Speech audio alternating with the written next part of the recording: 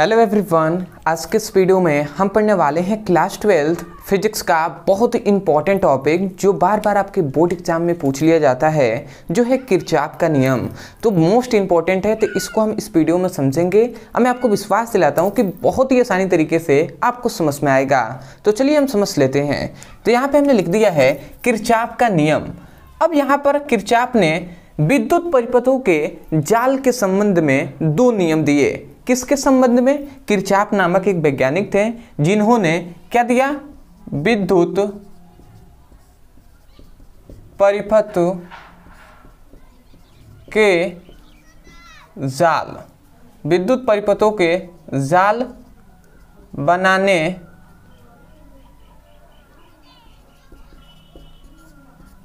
के संबंध में क्या दिया? दो नियम दिया। तो सबसे पहली बात आपको याद रखना है, किरचॉफ एक नामक वैज्ञानिक थे जिन्होंने विद्युत परिपथों के जाल बनाने के लिए दो नियम दिए। एक है प्रथम नियम और दूसरा है द्वितीय नियम। अब हम पहले नियम को सबसे पहले समझते हैं। यहाँ पे है प्रथम नियम, जिसे हम संधि के नियम के नाम से या धारा का नियम के नाम से भी हम जानते हैं। ठीक है, तो अब हम समझते हैं कि संधि का नियम या प्रथम नियम क्या है। तो प्रथम नियम में किरचॉफ नामक वैज्ञानिक ने क्या बताया, इसको हम इसी वीडियो में याद कराएंगे। तो देखिए क्या बताया इन्होंने। सबसे पहले तो इसको मैं मिटा दे रहा हूँ, फिगर हमने भले ही बना दिया है, बट मैं चाहूँगा कि आपको बेसिक से हम समझा कर आपको बताएं। तो यहाँ पे अगर आप देखते हैं तो प्रथम नियम लिखा है, जिसे हम संधि के नियम के नाम से भी जानते हैं। तो वास्तव में संधि होता क्या है, पहले हमें ये जानना होगा।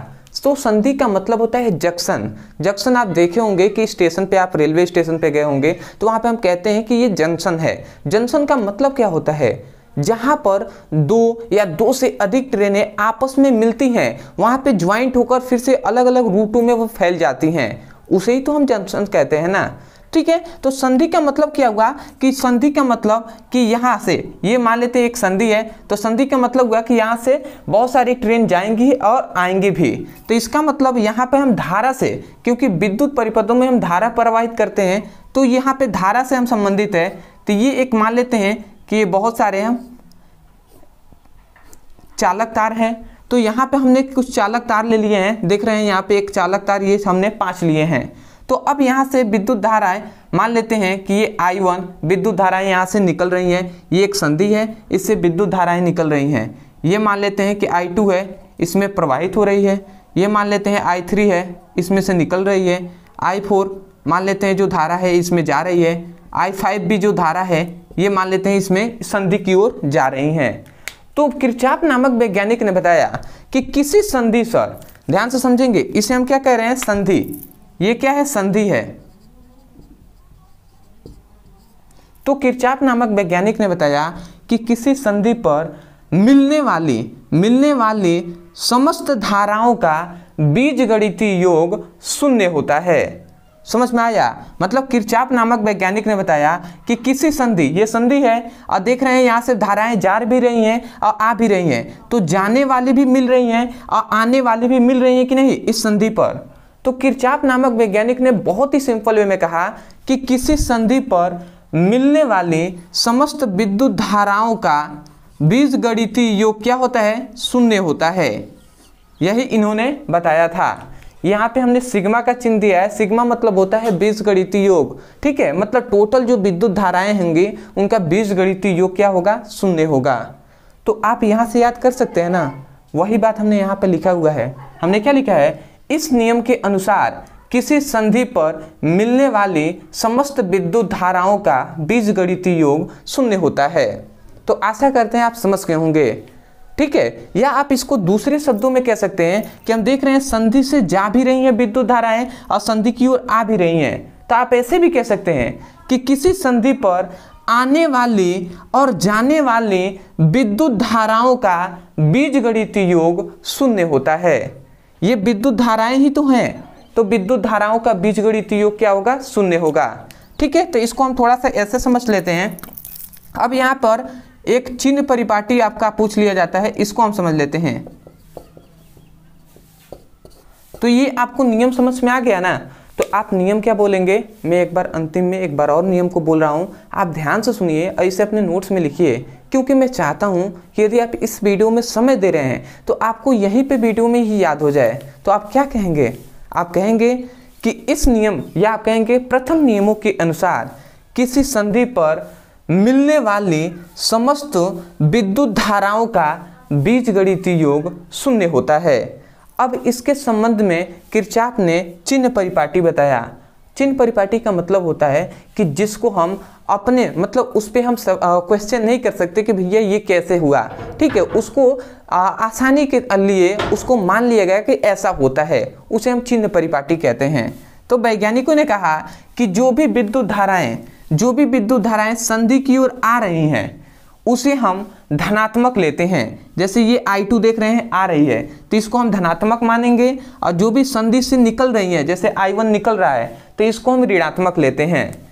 तो चलिए हम देख लेते हैं। तो सबसे पहले I1 जो है तो वहाँ पे हम देख रहे हैं I1 निकल रही है तो इसको माइनस लेंगे, फिर से I2 आ रही है तो इसको प्लस लेंगे I2, फिर से ये निकल रही है तो इसको हम फिर से माइनस I3 लेंगे, फिर से ये जा रही है तो हम प्लस लेंगे I4, और फिर से ये भी जा रहा है तो इसको हम लेंगे I5 प्लस, और इनका बीजगणितीय योग शून्य होता है।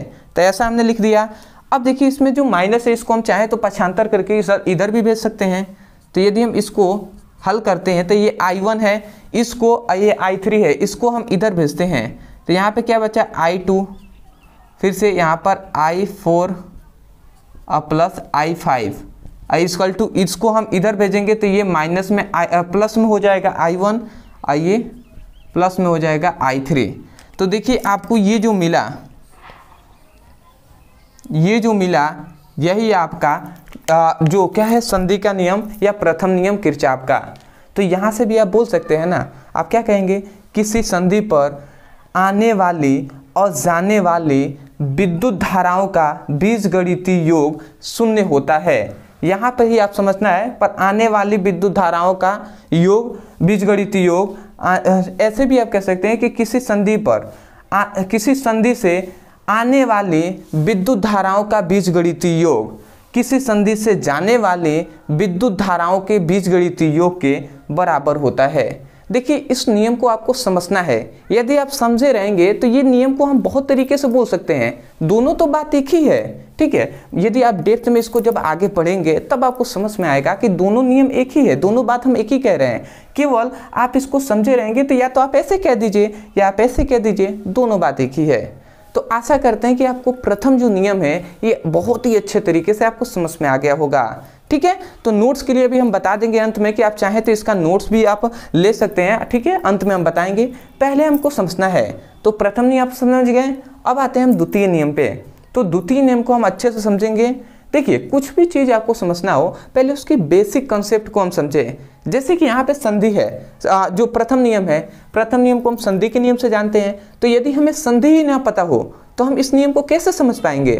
तो संधि, इसीलिए हमने सबसे पहले बताया कि संधि मतलब जंक्शन। जंक्शन मतलब जहाँ पर बहुत सारी धाराएं, मतलब बहुत सारे जो रूट होते हैं वो एक जगह मिलती हैं, ठीक है। उसी प्रकार यहाँ पे धाराएं मिल रही थी तो हमने कहा कि जितनी भी विद्युत धाराओं का बीजगणितीय योग है वो शून्य होता है। अब आते हैं हम द्वितीय नियम, जिसे हम बंद जाल के नियम के नाम से जानते हैं, या लूप के नियम के नाम से, या बोल्टता के नियम के नाम से जानते हैं। तो अब आता है कि भैया ये नियम क्या है। तो यहाँ पे ध्यान से समझेंगे तो यहाँ पे बंद जाल है, ठीक है, थोड़ा सा यहाँ पे बंद लिख दिया गया है, बंद जाल है। अब भैया आता है कि बंद जाल का नियम क्या है। तो जब तक आप जाल नहीं समझेंगे कि बंद जाल वास्तव में होता क्या है तब तक ये नियम आप कैसे समझेंगे। तो जाल का मतलब क्या है, सिंपल वही है जैसे आपने नेट देखा होगा, जो हम वॉलीबॉल या फुटबॉल खेलते हैं तो वहाँ पे इस प्रकार एक जाल होता है, ठीक है। तो एक बड़ा सा जो जाल है उसका एक छोटा सा पीस, ये हम देख रहे हैं तो ये एक छोटा सा पीस है, ये एक बंद है ना। तो इसके बारे में हम डिस्कस करेंगे कि बंद जाल हम इसको कहेंगे, ठीक है। अब हम समझेंगे इसको कि बंद जाल में हमें क्या बताया गया। अभी आपको यहाँ पे ध्यान नहीं देना है, इसको हम याद कराएंगे, इसको भी हम याद कराएंगे, केवल आपको समझना है। तो ये जो फिगर हमने बनाया है, मैं चाहता हूँ कि इसको मैं फिर से मिटकाकर आपको बताऊँ जिससे आपको और भी बेटर तरीके से समझ में आए, ठीक है, क्योंकि ऐसे फिगर आपको देने से उचित नहीं होगा। देखिए हमने सबसे पहले क्या लिया, हमने सबसे पहले एक प्रतिरोध लिया और उसके बाद एक हमने सेल लिया, ठीक है, ऐसे फिर से एक और हमने प्रतिरोध लिया और फिर से हमने एक सेल लिया, ठीक है। तीसरे एक और हमने जो क्या है परिपथ है, इसमें हमने केवल प्रतिरोध लिया। अब हम इसको सभी को हम क्या कर देते हैं, जोड़ देते हैं, ठीक है। अब आप यहाँ पे थोड़ा सा ध्यान देंगे तो ये ए हम मान लेते हैं, इसको बी, इसको सी, इसको डी, इसको ई और इसको एफ मान लेते हैं, ठीक है। और इसको हम मान लेते हैं ये प्रतिरोध है R1, ये R2, ये R3 है, ये प्रतिरोध है। और ये जो सेल है इसको हम विद्युत वाहक बल भी कहते हैं, तो इसे E1 मान लेंगे और इसे हम E2 मान लेंगे, ठीक है। और ये जो परिपथ है इसमें मान लेते हैं ये जो पहला है R1 के साथ, तो यहाँ से I1 धारा प्रवाहित हो रही है, जो सेल E1 है इससे I1 धारा प्रवाहित हो रही है, और सेल E2 है इससे I2 धारा प्रवाहित हो रही है। और ये जो दोनों धाराएं हैं यहाँ से मिलकर जब इसमें जाएंगी तो यहाँ पे I1 प्लस I2 दोनों धाराएं आपस में मिलकर बहेंगी, जो R1 प्रतिरोध है। तो यही है आपका फिगर। आशा करते हैं कि आपको फिगर समझ में आ गया होगा। तो यहाँ पे अगर आप ध्यान से समझते हैं तो यहाँ पे दो बंद जाल है, पहला है ABCDA, एक ये बंद जाल है, देख रहे हैं ना, एक ये बंद जाल है और एक और है CDEFC, ठीक है। बंद जाल यहाँ पे दो दिखाई दे रहे हैं। तो किरचॉफ ने बहुत ही सिंपल बात कहा। किरचॉफ ने द्वितीय नियम में बताया कि किसी बंद जाल में, जैसे हम यहाँ पे बंद जाल है, यहाँ पे मैं लिख दे रहा हूँ बंद जाल, यहाँ पे क्या है ABCDA। याद रखेंगे एक बात कि कोई भी बंद जाल हो उसका फर्स्ट जो अंतिम पॉइंट होता है वो एक ही होना चाहिए। जैसे कि ABCDA, ए कहेंगे, ठीक है, ए से शुरू किए तो ए पर बंद करेंगे तभी ये बंद जाल होगा। जैसे हम कहते हैं कि ABCD, तो ये बंद जाल नहीं होगा जब तक हम ए ना कहें। तो इस बात को आपको याद रखना है। ये बहुत ही छोटी छोटी पॉइंट्स है बट आपको याद रखना है, क्योंकि हम बेसिक से जान रहे हैं और पूरा हमें हाई स्टैंडर्ड तक हमें पढ़ाई भी करना है, अच्छे से समझना है। तो ये आपका हो गया बंद जाल। अब उन्होंने सिंपल से यही कहा कि किसी बंद जाल में प्रवाहित धारा, जैसे इसके लिए हम कर रहे हैं तो प्रवाहित धारा तथा इसके संगत प्रतिरोध, ठीक है। जैसे ये प्रवाहित धारा जो है इसके संगत प्रतिरोध है R1, ये जो धारा है इसका संगत प्रतिरोध है R2, ठीक है। तो इन्होंने यही कहा कि किसी बंद परिपथ में प्रवाहित धारा तथा इसके संगत प्रतिरोध, ठीक है। और यहाँ पे ये माइनस हम चिन्ह दर्शा रहे हैं, इसको हम बीजगणितीय योग बोलेंगे। अभी हम अंत में बताएंगे क्यों हम इसे ऋण है परंतु बीजगणितीय योग हम कह रहे हैं, इसको हम समझेंगे। बट आपको केवल अभी यहाँ पे ध्यान देना है कि किसी बंद परिपथ में प्रवाहित धारा तथा उसके संगत प्रतिरोध का बीजगणितीय योग, यहाँ पे I2 और R2 भी हम लिखेंगे। क्यों हम लिख रहे हैं ऐसा, क्योंकि इसका जो I1 धारा है इसका संगत प्रतिरोध R1 है और ये I2 है इसका संगत प्रतिरोध R2 है। तो हमने यही कहा कि किसी परिपथ में, थोड़ा सा मैं इसको मिटा दे रहा हूँ, जगह कम बचेगा, किसी परिपथ में प्रवाहित धारा तथा इसके संगत प्रतिरोध, और यहाँ पर भी है किसी प्रवाहित धारा तथा इसके संगत प्रतिरोध का बीजगणितीय योग, उसमें उस बंद परिपथ में लगे सेलों के विद्युत वाहक बलों के बीजगणितीय योग के बराबर होता है। यही नियम है, इसको आपको थोड़ा सा डेप्थ में समझना होगा तब जाकर आपको याद होगा। बहुत गर्मी है, ठीक है, आप समझिए यहाँ पे क्या कहा जा रहा है। आपको कहा जा रहा है कि ये एक परिपथ है, ठीक है, बंद जाल है ABCDA। तो इसमें यही सिंपल वे में कहा जा रहा है कि किसी परिपथ में जो प्रवाहित धारा है जो है I1 और यहाँ पे भी है I2, तो यहीं पे यही कहा जा रहा है कि किसी परिपथ में प्रवाहित, मतलब किसी बंद जाल में प्रवाहित धारा तथा इसके संगत प्रतिरोध, ठीक है, संगत प्रतिरोध के गुणनफल का, अब इनके बीच क्या हुआ है, कुछ नहीं तो गुणा हुआ है, गुणनफल का बीजगणितीय योग उसमें उस परिपथ में लगे सेलों के विद्युत वाहक बलों के बीजगणितीय योग के बराबर होता है। यही बात आपसे कहा जा रहा है। इसको जब तक आप अच्छे से नहीं समझेंगे, ये सेल है तो सेलों का विद्युत वाहक बल है, हम ऐसे कहेंगे सेलों का विद्युत वाहक बल। तो यही कहा जा रहा है कि सेलों के विद्युत वाहक बलों के बीजगणितीय योग के बराबर होता है। तो एक बार मैं फ्लो में बोल रहा हूँ, आप ध्यान से सुनिए, ऐसे लिखिए। ठीक है। आप कहेंगे किसी बंद परिपथ में प्रवाहित धारा तथा इसके संगत प्रतिरोध का बीजगणितीय योग ना, किसी बंद परिपथ में प्रवाहित धारा तथा उसके संगत प्रतिरोध के गुणनफल का बीजगणितीय योग उसमें लगे सेलों के विद्युत वाहक बलों के बीजगणितीय योग के बराबर होता है। तो ऐसे आपको याद करना है।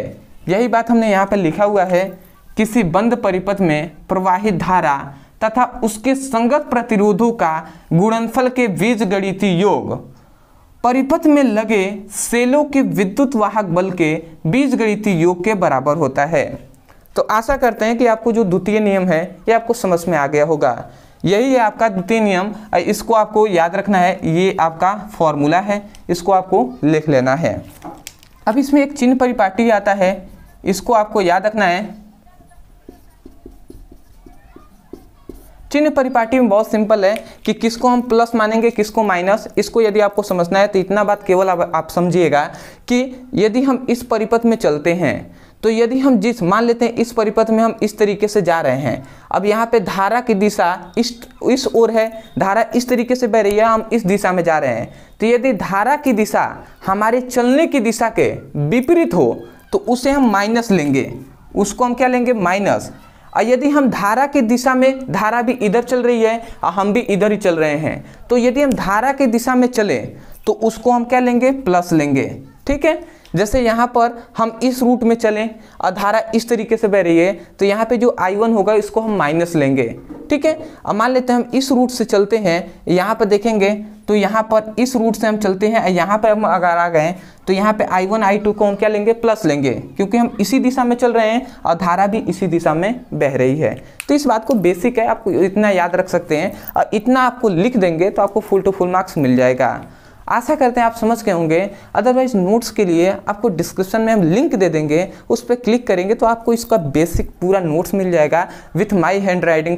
तो आप वहां से उसका ले सकते हैं और अच्छे से पढ़ाई कर सकते हैं। मैं जो भी टॉपिक पढ़ाता हूँ उसका मैं PDF नोट्स भी आपको देता हूँ, तो आप वहाँ से ले सकते हैं। परंतु बहुत से ऐसे स्टूडेंट हैं जो बेसिक से हमसे जो पढ़ाई कर रहे हैं वो चाहते हैं कि एक एक जो क्या है पूरी जो सिलेबस है, जो आपका 14 या 15 सिलेबस है आपका, तो उसका पूरा नोट्स हमें एक ही बार मिल जाए। तो ऐसे बहुत से स्टूडेंट हैं जो ले भी रहे हैं और जो मांग रहे हैं। तो मैं उनसे कहना चाहूँगा कि आप चाहें तो ले सकते हैं या ऐसे भी पढ़ाई कर सकते हैं। यदि लेना है तो आपके लिए कुछ उसके लिए तो आपको कुछ रुपए आपको पे करना होगा। ठीक है।